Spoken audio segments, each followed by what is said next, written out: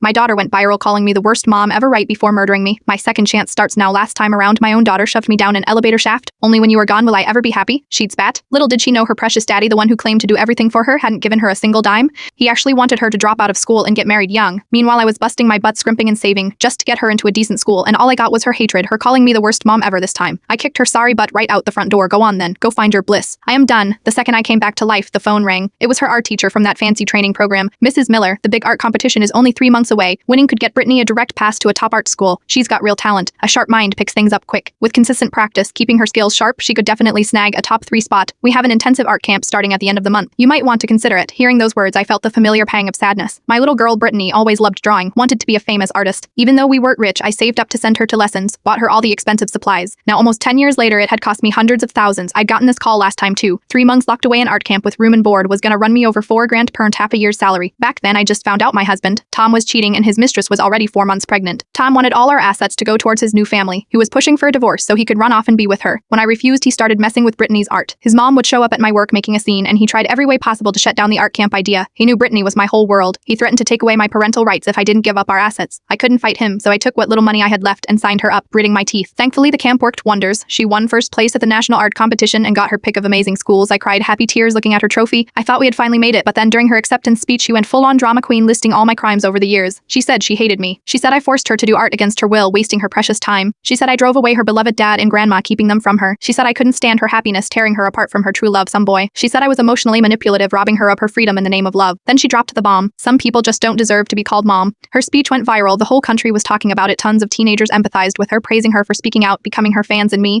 I was public enemy #1, getting hate calls. My inbox flooded with filth. My company fired me to avoid bad press. Friends and family distanced themselves, cut off contact. I got so depressed I could barely function, stuck taking pills just to get through the day. She secretly switched my meds, making everything worse. Then during an elevator outage, she tricked me to the hallway and pushed me down the open elevator shaft from the 26th floor. As I fell, I heard her hiss, "One last favor, Mom. Only when you are dead will I ever be happy." After I died, she pulled out my medical records, convincing the cops it was suicide. She had my unrecognizable body cremated in a flash, didn't even bother with a funeral, just tossed my ashes in some rundown graveyard. She said she was finally free. I poured my time, money, and energy into her, and that's how it ended. Tom and his mom, who barely gave her a second thought, were all smiles and pictures with her, getting showered with love online. I took a deep breath and said to the teacher, "Pikes, but I can't help you with this. You need to contact her father. If that's how it's gonna be, she can have her freedom. She loves her boyfriend, her dad, her grandma, fine. Let her live with them. I am done trying." Saying those words took everything I had. But the second they were out, a weight lifted off me. Turns out letting go, dropping the baggage, feels amazing. I stood up, looked around.